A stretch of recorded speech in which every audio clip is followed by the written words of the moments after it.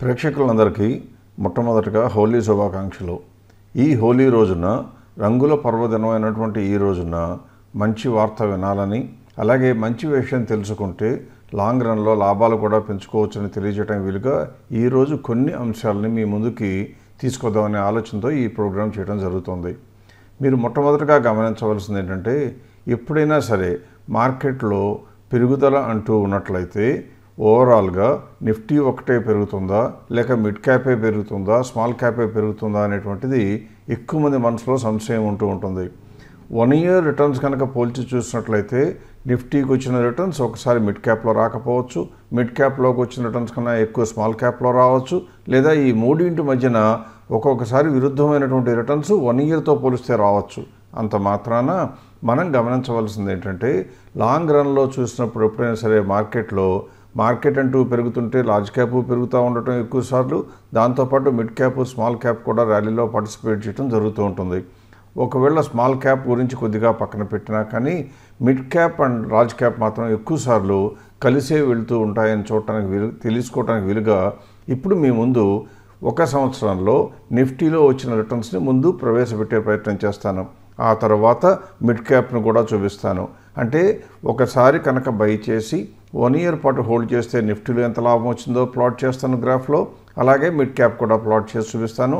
ఆ తర్వాత రెండూ కలిపి కూడా ప్లాట్ చేసి చూపించడంతో మీకు ఇప్పటి వరకు ఉన్న సందేహాలు ఆటోమేటిక్గా నివృత్తి అవుతాయి. ఇప్పుడు మీరు స్క్రీన్ మీద ఉన్న గ్రాఫ్నే కనుక చూసినట్లయితే ఇది నిఫ్టీ యొక్క రిటర్న్స్. అంటే 2009లో మొదలు పెడితే 2009 నాటికి 2008 క్రైసిస్ తర్వాత విపరీతంగా పడిపోయింది కాబట్టి -55% ఉన్నట్లుగాను, ఆ తర్వాత కాలంలో పెరుగుతూ వచ్చి కొన్నిసార్లు 100% కన్నా ఎక్కువ, అంటే 1 ఇయర్ హోల్డ్ చేస్తే 100% కన్నా ఎక్కువ వచ్చినట్లు తెలుస్తుంది. అలాగే ఎక్కువ కాలం చూస్తే 0 కన్నా పైనే ఉన్నట్టు తెలుస్తుంది. అంటే మీరు అర్థం చేసుకోవాల్సింది ఏంటి, నిఫ్టీని కనుక నమ్ముకుని 1 ఇయర్ పాటు హోల్డ్ చేస్తాను అంటే మీరు ఎప్పుడు కొనుక్కున్నా కూడా 1 ఇయర్ హోల్డ్ చేస్తే ఎప్పుడు పాజిటివ్ రిటర్న్స్ చాలా ఎక్కువ సార్లు వచ్చాయని, ఒకవేళ ఆ 1 ఇయర్లో కనుక రాకపోయినట్లయితే ఇంకొక 1 ఇయరో 2 ఇయరో హోల్డ్ చేసుకోగలిగే కెపాసిటీ ఉంటే ఆటోమేటిక్గా లాభాలే వచ్చాయని మీకు తెలుస్తుంది. ఇది మొట్టమొదటి అంశం. ఇప్పుడు ఇలాగే ఆ తర్వాత ఉన్నటువంటి మిడ్ క్యాప్ను కూడా చూద్దాం. నిఫ్టీ కూడా 2009 బిగినింగ్లో బాగా నష్టాల్లో ఉంది. ఎందుకని 2008లో వరల్డ్ వైడ్ క్రైసిస్ వచ్చింది కాబట్టి అది దాదాపుగా 60% వరకు మార్కెట్లో కోల్పోవడం జరిగింది, 60-65% వరకు. కానీ ఆ తర్వాత సంవత్సరం అంటే 2010కి వచ్చేటప్పటికి మీరు గ్రాఫ్లో చూస్తే 160%, అంటే నిఫ్టీ 100% పెరిగితే మిడ్ క్యాప్ 160% పెరిగింది. ఆ తర్వాత కనుక చూసినట్లయితే 0 కన్నా తక్కువ ఎన్నిసార్లు ఉన్నాయని పరిశీలిస్తే కొన్నిసార్లు, అంటే నిఫ్టీతో పోలిస్తే కొద్దిగా ఎక్కువ సార్లు తగ్గినట్టుగా కనపడినా కానీ ఓవరాల్గా మనకు అర్థం కావాల్సింది ఏంటంటే మిడ్ క్యాప్ అనేది హైలీ వాలటైల్. నిఫ్టీతో పోలిస్తే ఎక్కువ లాభాలు వస్తూ ఉంటాయి, ఎక్కువ నష్టాలు కూడా వస్తూ ఉంటాయి కేవలం 1 ఇయరే హోల్డ్ చేస్తుంటే. అలాగే ఇంకొక అబ్జర్వేషన్ ఏంటంటే, నిఫ్టీ మిడ్ క్యాప్లో నష్టాలు రావడానికి, అంటే 1 ఇయరే కనుక హోల్డ్ చేస్తే నష్టాలు రావడానికి అవకాశాలు ఎక్కువ అని తెలియాలి. అంత మాత్రాన నిఫ్టీను మిడ్ క్యాపు అదొక దోవన ఇదొక దోవన వెళ్తుందంటే మార్కెట్లో జనరల్గా జరగదు. కాబట్టి ప్రజలందరూ అర్థం చేసుకోవాల్సింది ఏంటి, నిఫ్టీ మిడ్ క్యాప్ కలిసే ట్రావెల్ చేస్తూ ఉంటాయి. కానీ నిఫ్టీ కన్నా మిడ్ క్యాప్ పెరిగినప్పుడు ఎక్కువ పెరుగుతుంది, తగ్గినప్పుడు ఎక్కువ తగ్గుతుంది, అంటే హయ్యర్ వాలటాలిటీ ఉంటుంది. అందువలన రీటైల్ ఇన్వెస్టర్స్ ఎవరైనా వాళ్ళ యొక్క ఇన్వెస్ట్మెంట్ కెరీర్లో మొదటి అంకంలో, అంటే మొదటి లేదా రెండవ అంకంలో, ఫర్ ఎగ్జాంపుల్ 30 ఇయర్స్ పాటు ఇన్వెస్ట్ చేద్దాము అనుకుంటే మొట్టమొదటి 10-20 సంవత్సరాల్లో ఉన్నప్పుడు మిడ్ క్యాప్ను నమ్ముకున్నట్లయితే లేదా స్మాల్ క్యాప్ను నమ్ముకున్నట్లయితే మంచి కంపెనీలు అయితే మీకు ఎసెట్ లేదా వెల్త్ క్రియేషన్ చాలా తేలికవుతుందని తెలియాలి. ఇప్పుడు ఈ రోజున మార్కెట్లో నడుస్తున్నటువంటి అంశం ఏంటంటే, సెబీ కానివ్వండి, ప్రభుత్వం కానివ్వండి, వీళ్ళందరూ కూడా స్మాల్ క్యాప్ బాగా పెరిగిపోయాయి, అలాగే మిడ్ క్యాప్ కూడా విపరీతమైన రేట్లు వచ్చాయి కాబట్టి వాటిని కొద్దిగా నియంత్రించాలి అంటున్నారు. ఎప్పుడైతే ప్రభుత్వ పరంగా లేదా రెగ్యులేటర్ల పరంగా నియంత్రణ చేయాలి అనే తలంపు వస్తుందో అప్పుడు మార్కెట్ మొత్తం కూడా కొద్దిగా గొప్ప మూవ్ అయిపోయి కొద్దిగా డిస్టర్బ్ అయిపోతుంది. అలాంటప్పుడు భయపడవలసిన అవసరం ఉందా, లేక ఈ భయంతో వచ్చినటువంటి అవకాశాలని మనకు అనువుగా మలుచుకోవాల్సినటువంటి అవసరం ఉందా అంటే ఖచ్చితంగా మనకు వచ్చే అవకాశాలని అనువుగా మార్చుకోవాల్సిన అవసరం ఎంతైనా ఉంటుంది. ఎందుకు అంటే దాని సాక్ష్యాలతో సహా నిరూపించడానికి నేను ఏం చేస్తానంటే, ఇప్పుడు ఈ రోజున మార్కెట్లో పెద్ద పెద్ద పండితులుగా చెప్పబడుతున్న వాళ్ళందరూ చెప్తున్నట్లుగా మిడ్ క్యాప్ స్మాల్ క్యాప్ విపరీతంగా పెరిగిపోయినాయి అంటున్నారు కదా, అది నిజమో కాదో తెలుసుకోవడానికి కొన్ని గ్రాఫ్లు కొంత డేటా మీకు ప్రజెంట్ చేస్తాను. ఇప్పుడు మీరు స్క్రీన్ మీద కనుక ఒకసారి ఫోకస్ చేసినట్లయితే మీకు స్క్రీన్ మీద కనపడుతున్నది ఏంటంటే మిడ్ క్యాప్. అంటే ఆ మిడ్ క్యాప్ యొక్క ఇండెక్స్ 2020లో డిసెంబర్ 2020లో ఏ రేంజ్లో ఉందో తెలుస్తుంది. అప్పుడు దాదాపుగా 20,475 ఉంది. అంటే డిసెంబర్ 20లో 20,475 ఉన్నమాట పక్కన పెడదాం, అది ఇండెక్స్ యొక్క స్థాయి. కానీ అదే సమయంలో ఆ యొక్క ఇండెక్స్లో అంటే మిడ్ క్యాప్ ఇండెక్స్లో ఉన్న షేర్లని కలిపి ఎంత ఈపీఎస్ వచ్చాయో, అంటే ప్రతి కంపెనీకి ఈపీఎస్ ఎలాగా ఉంటుందో అలాగే మిడ్ క్యాప్ యొక్క స్టాక్స్లో ఉన్న టోటల్ పోర్ట్ఫోలియో కూడా ఈపీఎస్ లెక్కేసే అవకాశం ఉంటుంది. అది ఎలాగూ అంటే మొత్తం ఉన్నటువంటి ఎర్నింగ్స్, ఆ కంపెనీల యొక్క టోటల్ ఎర్నింగ్స్ తీసుకుని ఆ కంపెనీల యొక్క టోటల్ మార్కెట్ క్యాపిటలైజేషన్ తీసుకుని రెండింటినీ కనుక కంపేర్ చేసినట్లయితే ఎర్నింగ్స్ అనేది ఈపీఎస్తో సమానం. కాబట్టి టోటల్ మార్కెట్ క్యాపిటలైజేషన్ని ఎర్నింగ్స్తో డివైడ్ చేస్తే వచ్చేది పిఈ రేషియో. అప్పుడు ఇండెక్స్ స్థాయిని పట్టుకుని అంటే 20,475ని కట్టుకుని ఆ యొక్క పిఈ రేషియోతో డివైడ్ చేస్తే మనకు వచ్చేది ఈపీఎస్ అనమాట. ఇక్కడ మీరు చూసినట్లయితే గ్రాఫ్లో కనపడుతున్నట్లుగా 49.71 ఈపీఎస్ ఉన్నది, ఇది మిడ్ క్యాప్ ఇండెక్స్కి. ఇప్పుడు అదే ఆ తర్వాతి కాలంలో హెచ్చుగా పెరిగిపోయింది, విపరీతంగా పెరిగిపోయింది, అంటే అనుకోకూడదు ఆమోదించదగినంత కాకుండా కూడా ఎక్కువ పెరిగిపోయిందని చెప్తున్నారు కదా. ఇప్పుడు ఎంత ఉందో కూడా చూద్దాం. ఇప్పుడు మీరు గ్రాఫ్ మీద ఉన్న అంకెలే చూస్తుంటే 20,400లో ఉన్న ఇండెక్స్ లెవెల్ ఇప్పుడు 47,312 అయిపోయింది. అంటే డిసెంబర్ 20 నుంచి మార్చ్ 24 దాకా, కాబట్టి దాదాపుగా 3 ఇయర్స్ మీద కొద్ది నెలలు అయినాయి అనుకోండి. అంటే అర్థం ఏం చేసుకోవాలి మనం, దీని ప్రకారం పెరుగుతుంది మాట కరెక్టా కాదంటే పెరిగింది. కానీ స్టాక్ మార్కెట్లో రేట్లు ఎప్పుడు పెరగాలి, ఎప్పుడైనా సరే ఆ యొక్క స్టాక్ల యొక్క ఎర్నింగ్స్ పెరుగుతుంటే, అంటే 100 కోట్లు వచ్చినా అంతే రేటు ఉండాలి, 1000 కోట్లు వచ్చినా అంతే రేటు ఉండాలి, 10,000 కోట్లు వచ్చినా ఎంత ఉండాలి అని చెప్పడం ఎవరి వల్ల కాదు. అది సహజ ఇన్వెస్ట్మెంట్ సూత్రాలకు విరుద్ధం.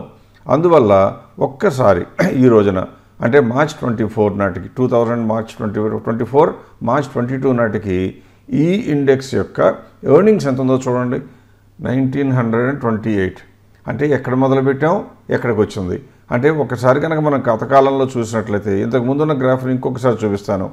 అప్పుడు కనుక మీరు గ్రాఫ్ను చూసినట్లయితే ఈపీఎస్ 50 రూపీస్ ఉన్న మిడ్ క్యాప్ ఇండెక్స్ ఇప్పుడు ఎంత వచ్చింది, ఏకంగా ఒకేసారి 1928. అంటే ఎంతకు వచ్చింది, దాదాపుగా 40 రెట్లు పెరిగింది. ఎన్ని రెట్లు, 40 రెట్లు. ఇండెక్స్ ఎంత పెరిగింది, కేవలం 2.5 టైమ్స్ పెరిగింది. ఇప్పుడు చెప్పండి, ఇది మీకు లెక్క ప్రకారం ఓవర్ ప్రైస్ అనడానికి ఏమాత్రం అన్న రీజనబుల్ కానీ రేషనల్ కానీ కనపడుతుందా? ఎట్టి పరిస్థితుల్లో కూడా ఆర్గ్యుమెంట్ కూడా అవకాశం లేకుండా మిడ్ క్యాప్ షేర్లు ఓవర్ ప్రైస్ కాదు అని చెప్పేటువంటి అవకాశం దీని ద్వారా లభిస్తుంది. అదేనండి, మిడ్ క్యాప్ స్టాక్స్లో అయితే ఇలా ఉందేమో, కానీ స్మాల్ క్యాప్లో మాత్రం చాలా పెరిగిపోయినాయండి, కాబట్టి చాలా హెచ్చు ప్రైస్లో ఉన్నాయండి అని కొంతమంది ఆర్గ్యుమెంట్ లేవదీయచ్చు. ఇక్కడ మీరు గమనించాల్సింది ఏంటంటే, నిఫ్టీ అయినా మిడ్ క్యాప్ అయినా లార్జ్ క్యాప్ అయినా స్మాల్ క్యాప్ అయినా మీరు కొనుక్కోవాల్సిన కంపెనీలు మంచి కంపెనీలు కొనుక్కోవాలి.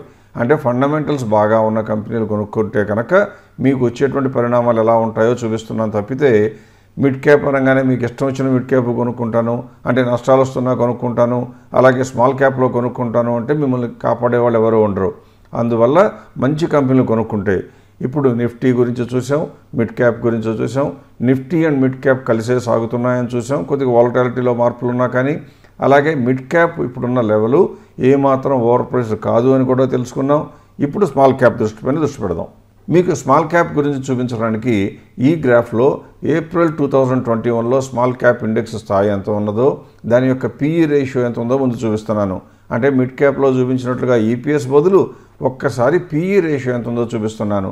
ఏప్రిల్ 2021 8,186 ఉన్నటువంటి small cap 100 index, Nifty small cap 100 index, దాని యొక్క పిఈ రేషియో ఎంత ఉంది, మీకు గ్రాఫ్ మీద కనపడుతున్నట్లుగా 56.44 ఉంది.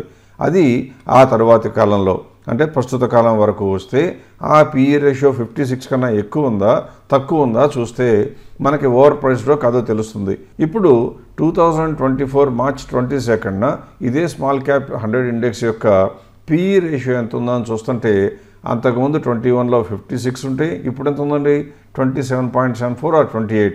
అంటే 21లో ఉన్న పిఈ రేషియోలో సగం 28 మాత్రమే ఉంది.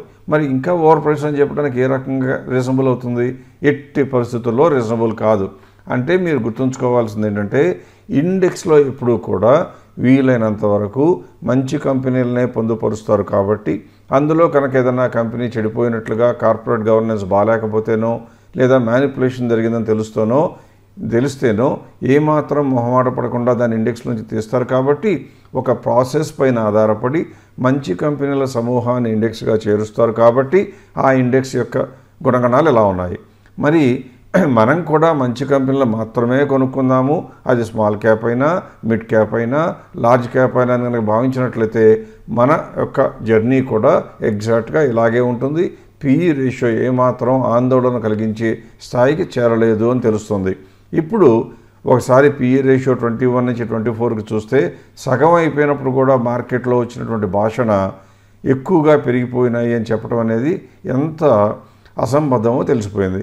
ఈ ఒక్కసారి దానికి ఇంకా సపోర్టింగ్గా చూడటానికి నిఫ్టీ స్మాల్ క్యాప్లో కూడా ఎర్నింగ్స్ 21లో ఎంత ఉండినాయి లేదా అంతకన్నా ముందు ఎంత ఉన్నాయి, ఇప్పుడు ఎంత ఉన్నాయో కూడా చూసే ప్రయత్నం చేద్దాం. 2021లో అంటే 2021 మే నాటికి కనుక చూసినట్లయితే స్మాల్ క్యాప్ ఇండెక్స్లో ఉన్న షేర్స్ అన్నీ కలిపి దాదాపుగా 138 వరకు మాత్రమే ఎర్నింగ్స్ చూపిస్తున్నాయి. 138 ఎర్నింగ్స్ పర్ షేర్ లాగా. అది కాలక్రమంలో అంటే ఆల్రెడీ ఇండెక్స్లో పిఈ రేషియో సగం అయిపోయిందని చెప్పాను. అది ఎందుకు జరిగింది అంటే ఊరికనే జరగలేదు. ఎప్పుడు జరుగుతుంది? ఆ యొక్క ఇండెక్స్ యొక్క ఎర్నింగ్స్ పెరిగితే జరుగుతుంది. ఇప్పుడు ఇండెక్స్లో ఉన్న ఎర్నింగ్స్నే కనుక 24 మార్చి నాటికి చూసినట్లయితే 542కి చేరింది. 138 లేదా 140 ఉంటే 540కి చేరింది.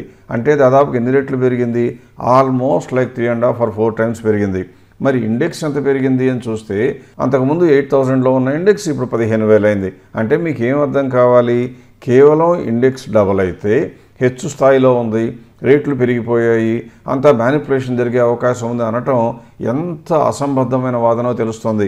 ఎందుకంటే ఎర్నింగ్స్ ఆ యొక్క ఇండెక్స్ యొక్క ఎర్నింగ్స్ పెరిగితే రేట్లు పెరగటం సహజం. ఆ పైగా పిఈ రేషియో 56 ఉన్నప్పుడు మాట్లాడకుండా 28 ఉన్నప్పుడు మాట్లాడతాను అంటే మీకు తోచిన రకంగా మాట్లాడి ఇన్వెస్టర్ల సైకాలజీని దెబ్బతీయటం, ఇన్వెస్టర్ల యొక్క పోర్ట్ఫోలియోల మీద ఇంపాక్ట్ పడేట్లుగా మ్యూచువల్ ఫండ్స్ని కొద్దో గొప్ప అమ్మేటట్లుగా ప్రేరేపించటం రెగ్యులేటర్లు లేదా ప్రభుత్వ వర్గాలు ఏ టైంలో కూడా చెయ్యకూడని పని. అలా చేసినందుకే 2017 ఆఖరిలోనూ 2018 మొట్టమొదటి 6-7 months లేదా 9 months వరకు స్మాల్ ఇన్వెస్టర్స్ అందరూ లబోదిబోమని గొడవ చేశారు. దానికి కారణం రేటు మాత్రమే చూడండి, హెచ్చు రేట్లో ఉన్న షేర్లు మాత్రమే కొనుక్కోండి అని ఒక డైరెక్షన్ ఇవ్వటం మూలంగా ఆ సమయంలో సెబీ ఇచ్చినటువంటి నిర్వచనం మూలంగా మ్యూచువల్ ఫండ్స్ తమ వద్ద ఉన్న మిడ్ క్యాప్ స్టాక్స్ని పెర్ఫార్మెన్స్ బాగున్నా అమ్ముకోవటం మూలంగా అందరు ఇన్వెస్టర్లు విపరీతంగా నష్టపోయారు. అటువంటి విపత్కర పరిస్థితులు రాకుండా ఉండాలి అంటే ఖచ్చితంగా రెగ్యులేటర్లైనా ప్రభుత్వం అయినా మార్కెట్లో రేటు ఎంత ఉండాలి అనే అంశం పైన దృష్టి పెట్టకపోవటమే మంచిది. అంతే తప్ప లాభాలు వస్తున్నా పెరగకూడదు అనుకున్నా, లాభాలు లేకపోయినా పెద్ద కంపెనీ అయితే ఇంకా పెరగాలని కోరుకున్నా అది ఇన్వెస్ట్మెంట్ యొక్క సహజ సూత్రాలకు విరుద్ధం. అది లాంగ్ టర్మ్ మార్కెట్లో నిలబడలేదు. ఖచ్చితంగా ఎవరైనా సరే దిద్దుబాటు చర్యలు తీసుకోక తప్పదు. అందువలన మనం కనుక క్వాలిటీ కంపెనీలు కొనుక్కుని అందులోనే ఉందాము నిర్ణయించుకుంటే మనకి లాభాలు రావటం కొద్ది కాలం ఆపటం వారి తరం అవుతుందేమో కానీ లాంగ్ టర్మ్లో మాత్రం ఎవరి తరమో కాదు. ఖచ్చితంగా మనకి మంచి భవిష్యత్తు ఉండి తీరుతుందని గమనించండి.